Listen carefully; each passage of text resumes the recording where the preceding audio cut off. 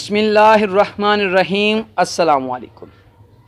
میں ہوں آپ کا میزبان محمد ہارون سلیم، ایک نئی ویڈیو کے ساتھ آپ کی خدمت میں حاضر ہوں۔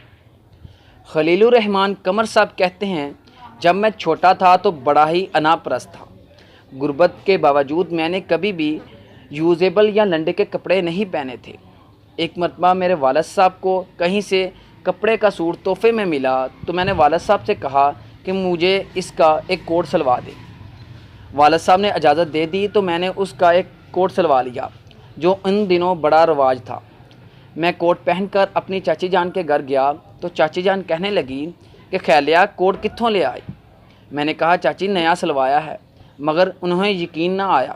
میں نے بڑی قسمیں کھائیں مگر انہیں پھر بھی اعتبار نہ آیا۔ میں اپنی پھپھو اور خالہ جان کے گھر گیا تو معاملہ وہاں بھی کچھ ایسا ہی تھا۔ کوئی ماننے کو تیار نہ تھا کہ خلیل بھی نیا سوٹ خرید سکتا ہے۔ پڑھ لکھ کر مجھے ایک بینک میں جاب مل گئی۔ بینک میں ایک میٹنگ کے لیے میں نے لنڈے سے ایک کوٹ بہت ہی اچھی طرح ڈرائی کلیننگ کروا کر پہن کر گیا تو میرے کلیگز کہنے لگے کہ خلیل صاحب کوٹ بڑا کمال کا ہے، کہاں سے لیا ہے، کس برانڈ کا ہے؟